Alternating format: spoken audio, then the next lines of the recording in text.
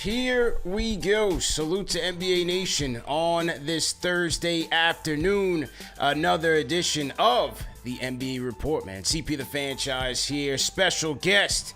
He's a longtime NBA analyst and broadcaster. You can catch him on NBA Radio Sirius XM. My guy, Brian Gelseiler, joins the show. On today's episode, we will debrief the NBA Finals and look forward to the NBA offseason, which is underway, and talk about some of the key storylines there, man. So as usual, hit the like button, hit the share button, and subscribe to the channel. Another great edition of the NBA Report. Let's get into it. Morning, Brian. How you feeling, man? I'm good, CP. How we doing, buddy? Doing well. All right, so let's get into it, man. The NBA Finals are over. Yeah, the Boston Celtics win in 5 games. Did it go as expected? I mean, what was your overall takeaway from this Finals? I thought Dallas was going to give them more. I did. Me too. I had Boston in 7. I felt Boston was too strong and was going to win the series, but I was a little disappointed in how the Mavericks played. You know, I thought that the Mavericks' size would matter more. Certainly, when you look at a series that half the series, Kristaps Porzingis was out, and I think when you want to analyze a series and why it was shorter than maybe it would have been otherwise, it comes down to Game 3. Luka Doncic fouling out while Dallas was making their biggest charge so far of the series to be able to come back at home and potentially win a game that they were down 21 points in the third quarter. That was on the table at that point. When Luka fouls out right there, that's a 3-point game with 4 minutes left. That game is winnable for them. And when Luka fouled out, and Luka had played very well defensively for the most part in that game in Game 4. Right. When Luka fouls out, it's Tim Hardaway. Tim Hardaway comes in, and they took advantage of him. Boston went right at him. You got to give Boston a ton of credit in this respect. We can talk a lot about, you know, their style of play, how good, you know, Brown and Tatum are. We can get how well they play together. We can get into all of that.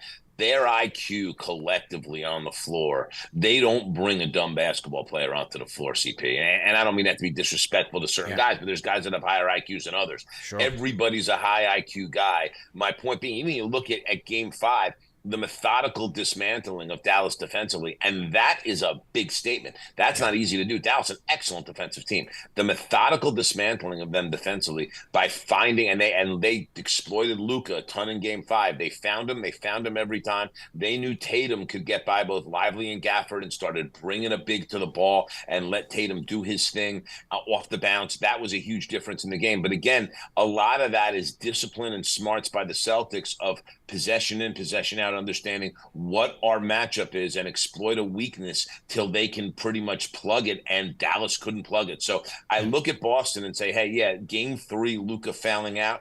Boston was not only the better team, Boston was the smarter team, and I think that made a huge, huge difference in the series. Yeah, I thought those are great points made by you. And like you, I had the Celtics going in 7. I wanted to give the Mavs a little bit more respect just based on the impressive run that got them there, having the two-headed monster in Kyrie and Luka. Their interior presence with their bigs haven't been impressive during that run. So I expected them to give a much more valiant effort here. But you're right, there's always one game in these playoff series that the losing team is going to regret.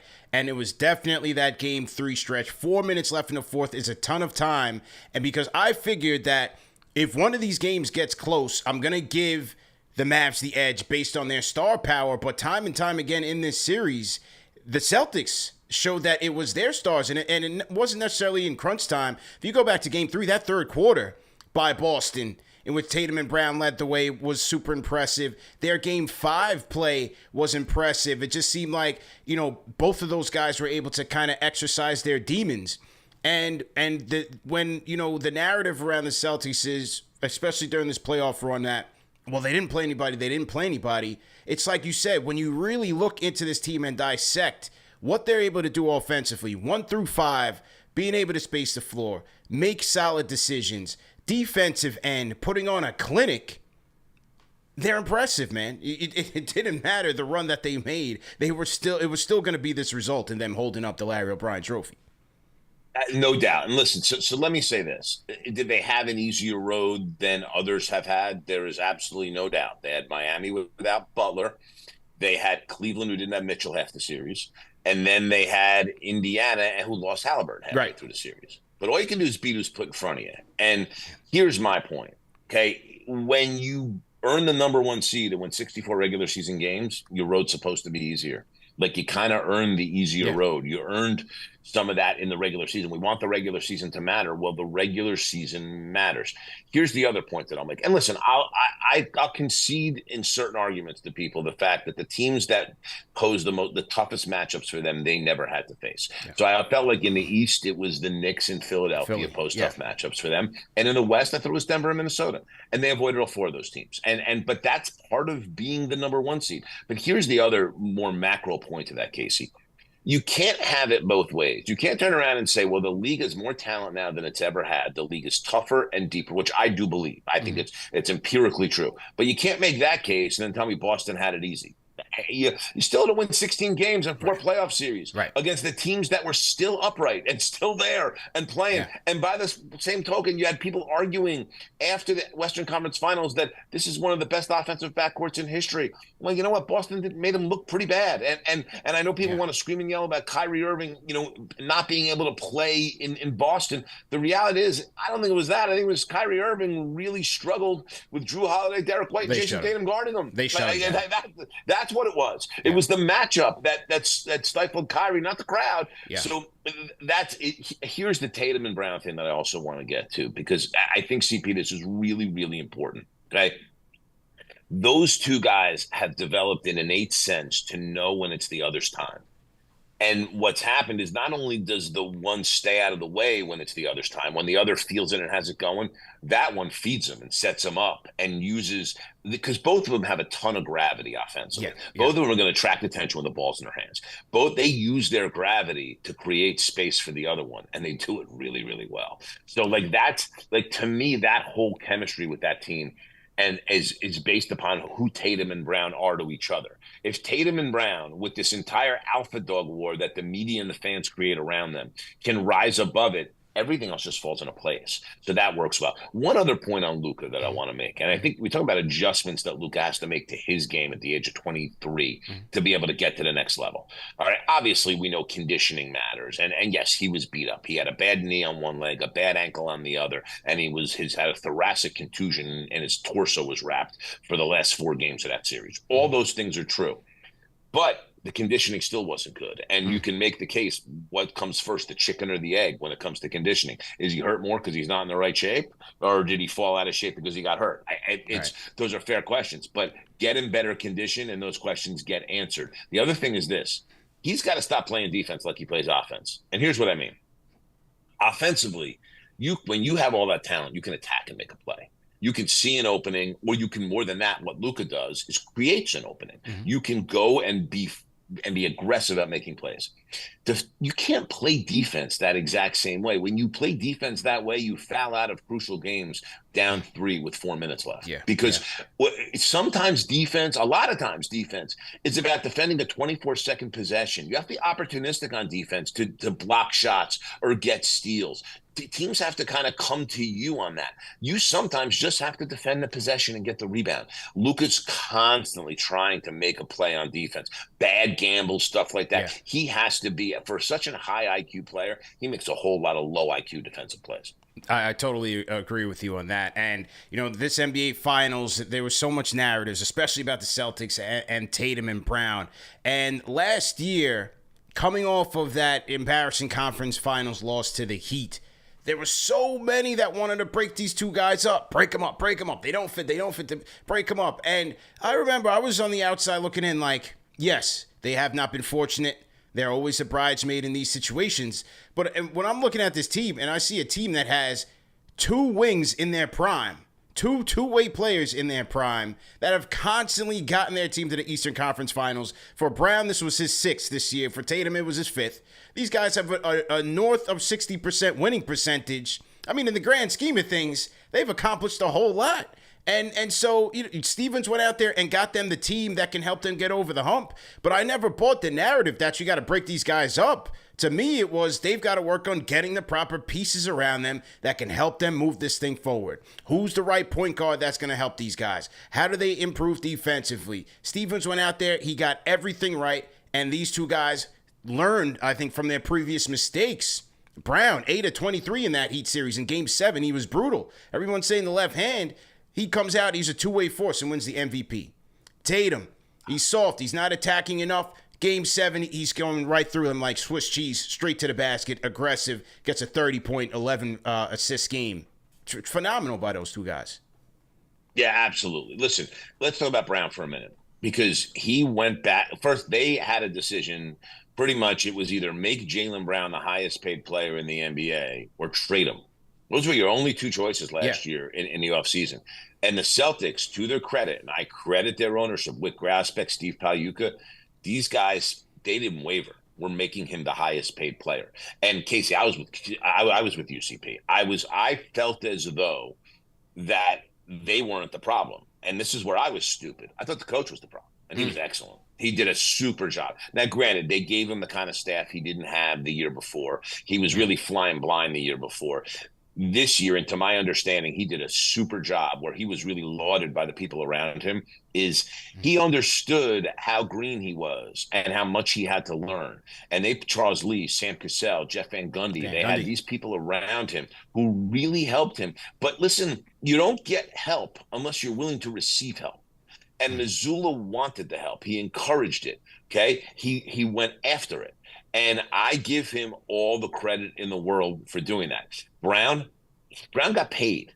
And then he went and busted his ass. He did. To be able to get better at his game, to improve the left hand, to improve the shooting. How about his body, CP? Right? Dude, Lee was in the gym. He was in the gym all summer. Yeah. I mean, his upper body has developed tremendously. He looks great. So, like, all those things absolutely matter within the framework of this organization. So those two guys lead the way. Here's one thing to note about Brad Stevens, which I think is important. The Porzingis deal took stones, man. It really did, CP. It took stones. Marcus Smart. Hard to trade Marcus Smart off that team. Not easy. And he went ahead and brought in Porzingis, who's injured all the time, but he understood the upside of the impact Porzingis could have there. The Holiday deal, I know we give Stevens a lot of credit for him, but listen, sometimes luck plays a role. Also, this one fell in his lap. He didn't know he was getting Drew Holiday when he traded Marcus Smart. Right. All right. He didn't, this whole Lillard Milwaukee thing came out of nowhere. Holiday ends up in Portland, and Brad Stevens, to his credit, had more assets than anybody else that he was willing to pony up to bring Drew Holiday in. And the thing was where it really bailed him out that no one talks about. Keep in mind, a week before, maybe 3 or 4 days before they traded for Porzingis, they had a deal that they thought was done to have Malcolm Brogdon go to the Clippers in a 3-way deal with the Wizards, and the Clippers never actually agreed to it. There was some kind of miscommunication there. And they had to bring Brogdon back. Brogdon, who's a guy that really doesn't keep his opinions to himself all that often in a locker room, and has a lot to say, especially when he's unhappy, was really unhappy. He was tight. And they were going to have to figure out how to mend fences with him when they brought him back. So when the Holiday deal came, it was not only, boy, we get an upgrade for Marcus Smart in that spot, but we get to take an unhappy guy and realize a ton of value for him and send him to another team. Yeah. It really just kind of fell together for them. And listen, Stevens, if you don't have the assets and you're not prepared, and you don't, by the way, bring in 2 first-round picks with Porzingis for Marcus Smart, one of the great trades of the last decade. If you don't do that, you're not in position to be able to go get Drew Holiday. So Stevens deserves credit there. But definitely there was a little bit of luck of the Irish coming in for the Celtics last offseason here. And it's part of the game, right? It's part of the business. You have to have a little bit of luck, whether it's drafting, team composition, how you play out in series. The luck plays a part in it. And for Stevens, just like you said, it came in the nick of time. He was able to navigate the scandal with Udoka, puts in Mazzulla with, a couple days left before training camp. Could have went out there and got a big-name coach, stuck to his guns. By the end of last year, everybody wants Mazzulla out of there. Again, sticks to their guns, and he turns out to be a hero.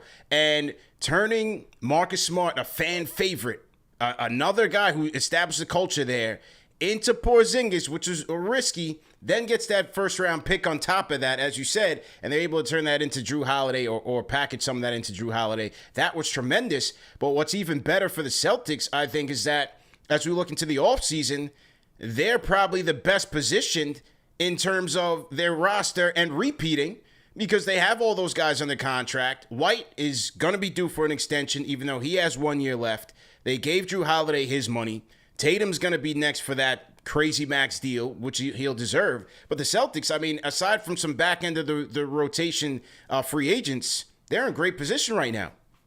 Fantastic. One more quick thought on the Smart deal. And I heard Brian Scalabrine make this point this week on NBA radio, and I think he's spot on about this.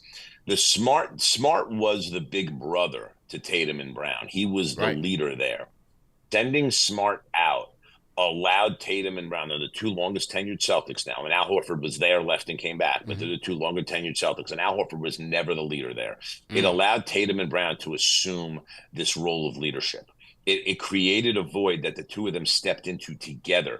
And the thing is, because their relationship is what it was, and it wasn't always like this, but because they have such tremendous trust and respect for one another, the two of them walk into a leadership role and they do it together. And they both have the same leadership style. They respect one another's style. They're both a little more understated in how they lead. Brown a little more vocal, Tatum a little bit more by example, but they support one another. I don't know that can happen with Smart still there. So that, to me, that's a really, really important factor. I credit Scal with bringing that up this week. Regarding them in the offseason, listen, I don't know that Horford's back. Horford may end up retiring. He may not. But I think his impact as the years go on is gonna really diminish here. So I don't think he's a guy you can count on. They turned Sam Hauser into an NBA rotation player. Yeah. This dude's good. I was impressed. And he really, and it's beyond the shooting. You know, I'm going to credit Joe Mazzulla for something he did at the end of the Indiana series. What he did is, listen, they were up 3-0, and Hauser had been miserable in that series. Couldn't throw it in the ocean. Yeah. Joe Mazzulla put him out there for 14 minutes in that game, and he was 1 of 6 from the field. But he made a couple of hustle plays. He got switched onto the ball, held up defensively, got a few rebounds. He scrapped and fought and kind of did something outside shooting. And the message Mazzulla sent him is that we have to play you. You're our guy. We're putting you on the floor regardless of whether you make shots or not. So we need more out of you. And Hauser rose that level of play to give them more off-the-ball stuff that he was not giving them all year. And then the finals come, and he's feeling confident because he knows they don't just trust in him as a specialist. They trust in him as a player. And all of a sudden the shots start falling again. And so he's a guy you can count on going forward. Pritchard is who he is. He's a one-way player. He's an offensive player, not a defensive player. The Celtics are going to benefit in this offseason. And you're right. Tatum's going to get a full extension. White's going to get a full extension. They're all in on those 5 guys, as they should be. Yeah. They'll benefit from something this offseason, which is the fact that they may get a vet or two on that bench that can help them, because guys are going to say, hey, you know what? This is an opportunity to go win a ring in Boston in what feels and seems like a really good environment to be a really good team, positive, up and down the line. The Celtics may recruit a guy or two that would take less to go there because they're going to be very restricted in what they can do to add to this roster. They're going to need that type of generosity from a veteran, but winning a title, especially like this, puts you in a position to be able to do that. Great point. We saw that with those Miami teams. You see that with those teams once they start winning, guys want to come along for the ride. And as we look at the Mavericks, I didn't expect them to get there. I did like the trade deadline acquisitions at the time that they made it because I felt like they needed to get more frontline depth and also tougher defensively. They needed an edge to them, and then they take that all the way to the finals. But now, how do they get back there in a loaded West? You have to figure OKC's going to retool a little bit. They're going to take their experience and try to be better. What does Denver do after being eliminated in that Game 7 choke job? Suns, you have the Lakers out always to look out for. I mean, the West is still going to be the West. What do you think the Mavs do here to get better in this offseason? Well, 2 things. One thing is going to happen with the Mavs, and the second thing needs to happen. What's going to happen with the Mavs, and one of the beautiful things about this run for the Dallas Mavericks, is the important roles that young guys like Lively, Josh Green, and Jaden Hardy played. Big time. Because, CP, you know this, young guys improve from the ages of 19 to 25, right? That's the learning curve. When they learn the league, when they're still tremendous athletes and figure out how to play and they work on things that they're weak on, that is the player development ladder in those years. Not to say you can't get better later in your career, you can, but the steepest improvement happens then. To have 3 guys that are on the younger side of that age range is huge for Dallas, because those 3 guys are going to play much larger roles next year. Lively will be the starting center, and those 3 guys will get better around Kyrie and Luka, and I think that's going to be a big help. The second thing for them is they don't have a ton to trade. but they have to continue all in. Whatever picks they have, put them up with an expiring contract. Add another guy. See who comes available. If you got to take on some bad money, but the guy fits and helps your bench, take on some bad money. They're in a spot right now. And listen, Adelson's new ownership there. I know Mark Cuban's still part of the ownership group, but the majority ownership of the Adelsons, they're doing that because they're attaching a casino. They want that casino. Right. You know, so, but my point is that we know this. People wouldn't be building casinos if the casinos weren't printing money. Yeah, that's so it. like, my point being is that there's certainly not, this is not an ownership group that I think is going to be shy about venturing towards and into the luxury tax. And I think for Dallas, as long as you have Luka at the beginning of his prime and Kyrie still well in his prime, you have to continue to stay all in to improve around those two guys, spend what you have to spend. I have confidence that Dallas will do that. But again, it's even if you add one guy that's meaningful and you get those three guys improving, this is a top 4 team in the conference next year. As good as the conference is, it's very hard to look at any individual team. You're right, OKC is going to be better. We have to see what happens with Minnesota. They're facing a financial Armageddon with Edwards' extension kicking in. Okay, what's Denver going to do? Is Denver going to stick with this 5 and pay KCP all this money, or are they going to turn around and maybe trade Michael Porter and see if they can lengthen the bench a little bit? I think they have to keep KCP even if it costs them a ton. But so, you know, Denver's certainly has decisions to make. The Clippers are up against it here with Harden and George, and they were a first-round exit this year. They're in the second apron, can't do much to improve. There's a lot of buzz about what Phoenix can do to improve. They would have to trade someone, which would likely be Durant, to get themselves out of the second apron to be able to lengthen that roster a little bit. Like, everybody's got a lot of questions, pretty much, except for Dallas and OKC.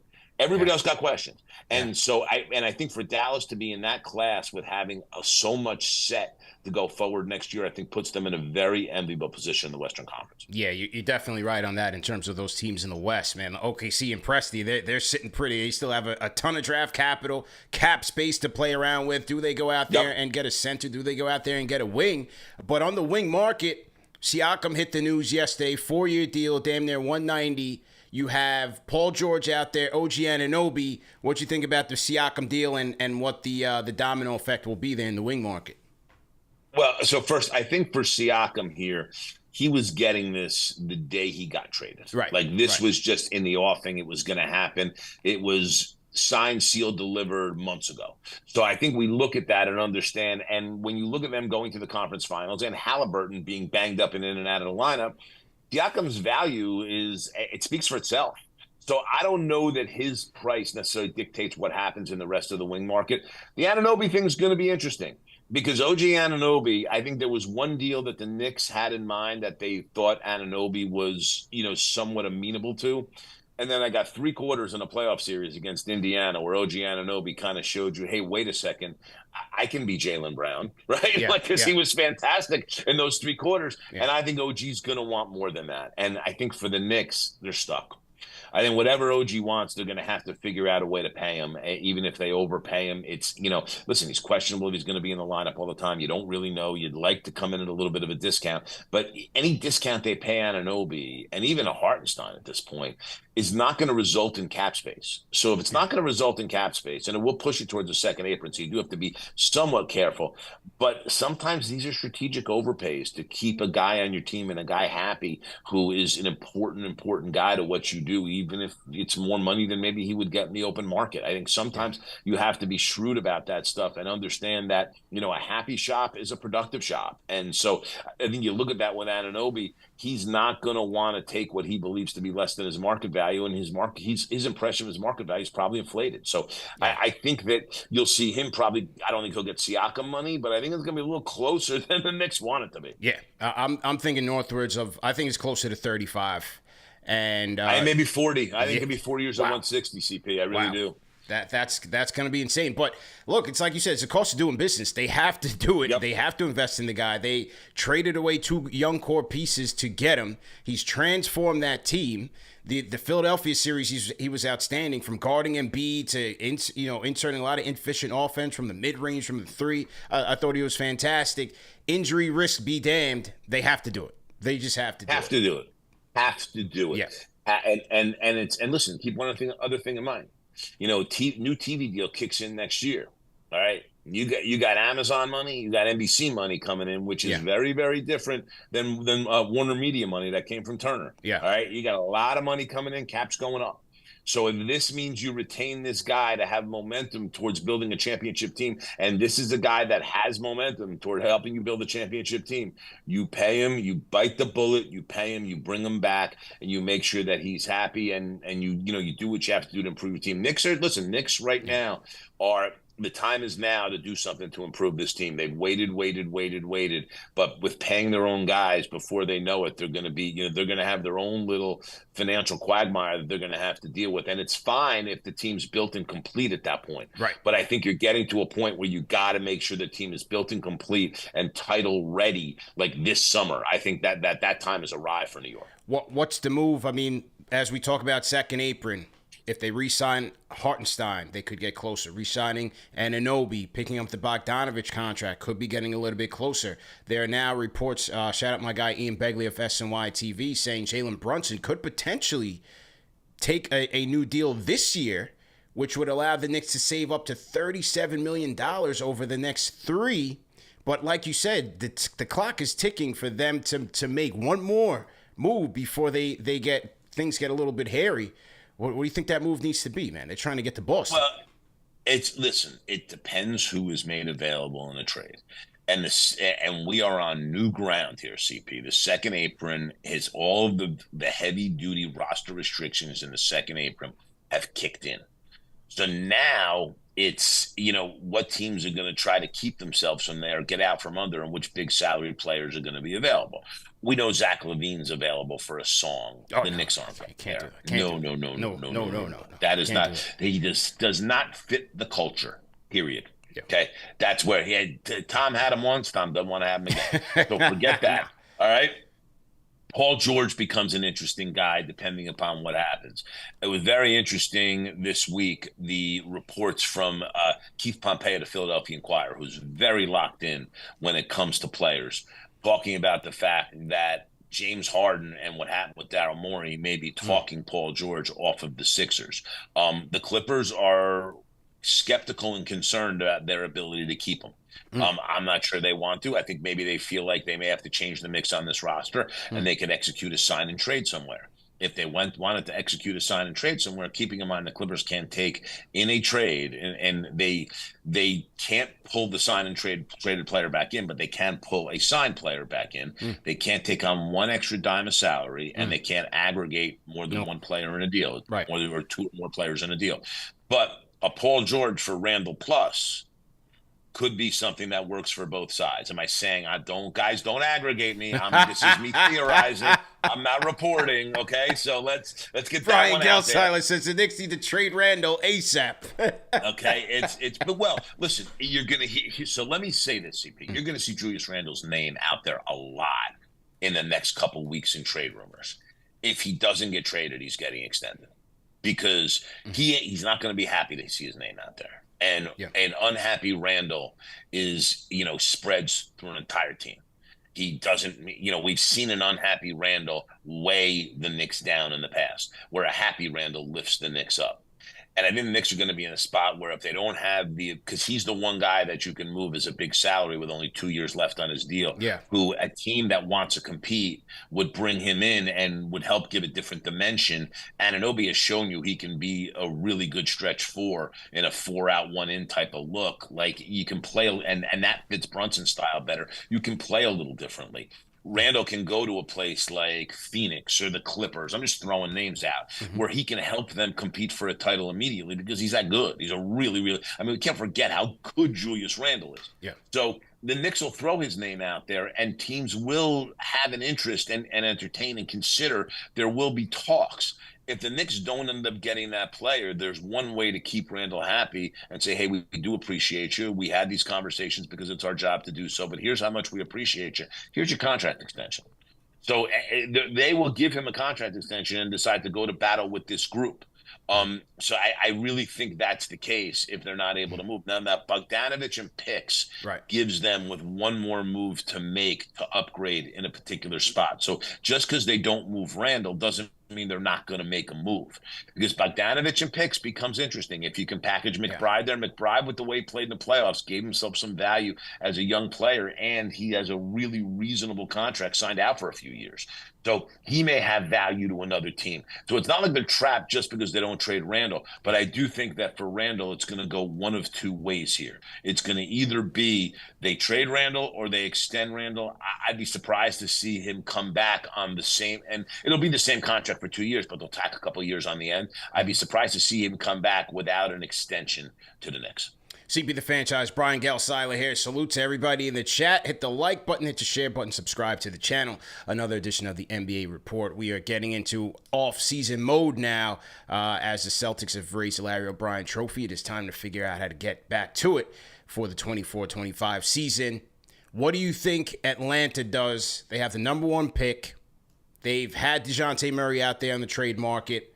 I look at him as a potential trade candidate with that Bogdanovich contract, along with picks, because I think Atlanta will want picks. Well, what do you think Atlanta's doing right now, Landry Fields? I mean, they seem to be all over the place. They are a little bit all over the place. I think, listen, a lot of what we see Atlanta do is going to hinge upon who they pick at number one. If they pick Alex Starr, I think you're going to see both Young and Murray get traded. And they're just going to kind of break this thing down to the studs, build it around Jalen Johnson, and see what else they can do. I think that's on the radar. If they go ahead and they take Donovan Clingan, and I would take Donovan Clingan if I were them. I'm steadfast in that. If they go ahead and they take Donovan Clingan, then I think you see a situation where they trade Young and try to bring in, reload some picks, bring in some young players, and retool instead of do a full rebuild. Because there are some pieces there. Again, Jalen Johnson's a guy that really, really showed himself nicely. But they have a couple of young wings, A.J. Griffin, Kobe Buffkin look good this year. Like, they can do this thing on the fly. They still have Onyeka Okongwu, who's a really good player, got hurt this year. But I think either way, they're going to be really active. Because either they're going to totally gut the thing and it'll be Young and Murray, or it'll end up being Young and maybe Bogdanovich, you mentioned. Clint Capella's in a last year of a deal at $22 million, which is pretty reasonable, and he's got value, especially in a league where everybody's looking for rim protection. So Atlanta's going to be really active, but again, what they do with the number one pick will indicate kind of what direction they're going to go with. The one guy that'll leave you scratching your head, if they take Zachary Risachet, who I've heard great things about, seen great things about, really good shooter, but can be an off-the-dribble scorer with a whole lot of upside, should be in the French national team here in the Olympics. He's a real good player. But can he be a star? I'm not sure. The one reason that I kind of push Clingan in this spot, and I'm very high on him, in a draft where there's not guys with a tremendous amount of upside, there's just not a lot of them that can have the star type of potential. You know what you're getting in Clingan. Clingan's going to step onto an NBA floor day one and be an above average big man defender. And the other thing is he plays with a nasty edge. He's an angry dude. He gets into it with people on the floor. And I love that stuff. Physicality is not something he shies away from. Listen, he can't really shoot from the perimeter. His offensive game definitely needs some work, but he can score inside. I think all of those things are going to be very valuable. And he's huge. He's 7'2". So to me, if you can bring him in, I bring him in and kind of figure out the rest later with what I want to do, because I think Clingan, to me, is the best player in this draft, even though he's far from being able to be a star. Listen, think about this. Andrew Bogut was a number one overall pick for the Golden State Warriors. And granted, Clingan's a different player. Bogut was a passer, could play out at the elbow and do all those things and defended well. But Bogut was never this, high-skilled, incredible star player. That was not who Andrew Bogut was in his career. But I don't think anybody regretted the fact that he was taken number one. I feel the same way about Clingan. I think that's the interesting comp here for a number one overall pick. There's no consensus guy. There's no brainer star like Victor Wembanyama last year. So just kind of take the guy that guarantees you the most, if that makes sense. Because here's the other part of this you have to realize. This guy's going to get 4 years and $50 million in a rookie scale deal. He's going, you're going to have to pay the guy guaranteed money of 8 figures a year for 4 years. Make sure you're really getting a guy that can contribute for all 4 of those years as you build your team. Need value on that contract, no question about it. Who's the star you think most likely gets traded this offseason? Listen, I think Paul George is likely to change teams. I think that's the most likely from things that I'm hearing, because I don't know how. For whatever reason, I think he feels a little underappreciated with the Clippers and has decided to look around and shop. But I think we're going to get surprises. I still contend that Kevin Durant could very well be in play. Mm. There's just too much buzz over Phoenix doing things, and plenty of buzz about Durant's unhappiness there, and his unhappiness with Booker, and his unhappiness with how Frank Vogel used him, and all that. And I think Durant could absolutely be in play. I know there's a lot of rumblings about Jimmy Butler being in play. I'd be surprised. Yeah. Not to say that he wouldn't be, but I know that there's a lot of talk there. I would certainly be surprised. Here's a guy I wouldn't be surprised is going to be in play, Karl Anthony Towns. I think for Minnesota, they may kind of look at that and realize that we have what we need size-wise with Gobert and Naz Reid, and money-wise, we really could use a different kind of scorer than what Towns is. And I do think after this year, Towns is, even with the big contract extension, Towns has some value in the open market, where last year, coming off the year he had, he really didn't. So I think for Minnesota, that may be something they cash in on. The problem in Minnesota is that they still don't have this ownership situation resolved, and they're not going to. And, Glenn Taylor still don't want to sign off on this stuff. There's an air of unpredictability there that you just kind of don't know what's going to happen. But we may see some surprises with guys that, get moved that we don't think will be moved. Like, keep an eye on Kyle Kuzma in Washington. I think that's a guy that may end up on the move. And he turned down the Mavs. Kuzma turned down the Mavs last year. Could have gone to the Mavs and didn't want to do that, which surprised me. I'm surprised by that. I couldn't understand it. Crazy. Couldn't understand it. Man. So that's something that we certainly have to keep an eye on. Keep an eye on Utah. There's a lot of Larry Markkinen talk, and I think for Danny Ainge ultimately, especially watching two guys that he drafted that were two picks, essentially. One was a swap and one was a pick that came from the Nets in the Pierce Garnett deal. I think Danny Ainge understands that a top 3 pick's really going to be the springboard for him to rebuild this Utah thing. Yeah. And that Markkinen is going to help him win more games that he wants to win in the short term. So I could see a Markkinen deal somewhere. And listen, Knicks could be in the mix for a guy like Markkinen to play the 4, be a floor spacer, catch and shoot wise. And Markkinen's defense is definitely upgraded over the years. So I think there's a lot of that too. So there's going to be some major guys that are available. And I'm just saying, guys, with really there's going to be a surprise or two. Someone else steps up into a situation here and all of a sudden asks out of a particular place that's going to completely floor all of us. One other guy I want to mention here too. Donovan Mitchell's likely to sign an extension in Cleveland. So. Darius Garland is going to be on the move. So all those names I just said, add Garland and Trae Young to them, because I think those two guys are going to be moving. So listen, it's going to be a lot of player movement coming up here in the NBA. Guys, kind of some big marquee-ish types of names that are going to be on the move. And we're going to look at a league that's going to be very, very different in the next 3 weeks than it looks right now. And speaking of different, who's coaching the Lakers? Because 1 minute, hey, Danny Hurley's our guy. Next minute, JJ Redick's our guy. Now you have people saying, hey, Monty Williams should get that job after, he's the richest unemployed coach in NBA history. Who wants to coach the Lakers right now, man? I think it's going to be JJ Redick. I just think that's the way all of this is going to go down. I really do.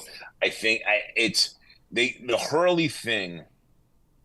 Here's how I'll put it. I don't think things are as rosy between LeBron and the Lakers as everybody wants to make out. I think things are kind of difficult between LeBron and the Lakers. And I think part of what happened with Hurley here was essentially the Lakers wanting to let LeBron know, if we brought in Danny Hurley, he actually will have more power than you will have. And if it means we have to say goodbye to you, we will say goodbye to you. And so I think there's some of that. And you heard Rich Paul's comments earlier this week regarding Bronny and LeBron not being tied at the hip, and the Lakers could draft him at 55, and that doesn't mean LeBron will come back. And listen, I see through some of those comments. LeBron doesn't expect the Lakers to draft him at 55. They want him drafted at 16. They want him to have guaranteed money. So LeBron saying we're not tied at the hip. Don't think taking him at 55 as a second-round pick and making him come try out is going to be enough to keep me. That's the message I get. The other thing that was said by Rich Paul yesterday, that, again, you have to always read the tea leaves with this stuff.